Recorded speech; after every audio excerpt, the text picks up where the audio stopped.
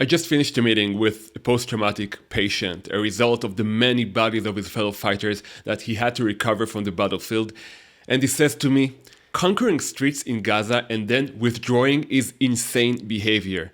He's referring to the fact that the IDF's pattern of seizing territory, retreating, and then returning to the same ground cost us inhuman lives, the lives of his friends.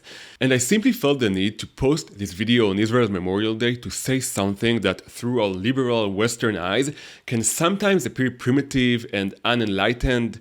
Land is life. Life is land. And this is something I certainly didn't understand until not long ago.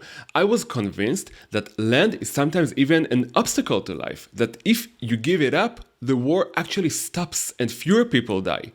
But that's simply not true. It's not true anywhere in the world, and it's certainly not true in the Middle East. If you want to see what a real territorial conflict looks like, look at the Alsace-Lorraine region on the French-German border. Germany, Prussia at the time, conquered the territory in the Franco-Prussian War in 1871. About 50 years later, France reconquered it in World War I.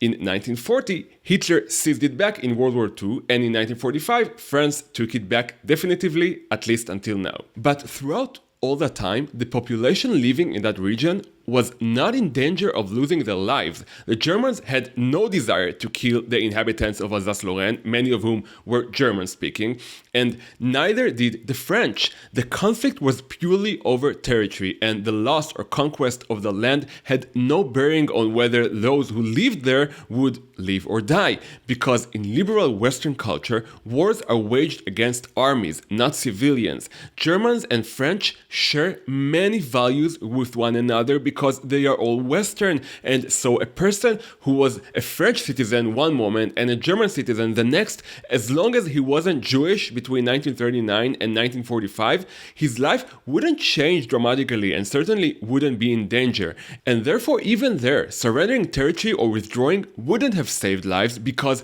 lives weren't at risk regardless of who held the land.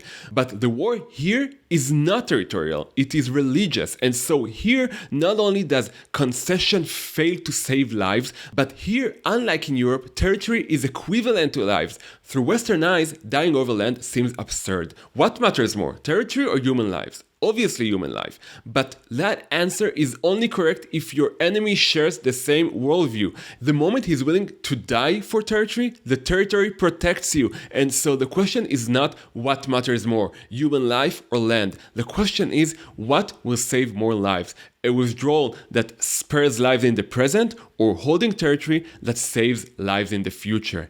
And I hope that by next Memorial Day, assuming Islam does not undergo a transformation this year, we will at least find consolation in the fact that the next bereaved families will know that the lives of their loved ones were sacrificed to save the lives of many others. May the memory of the fallen be a blessing.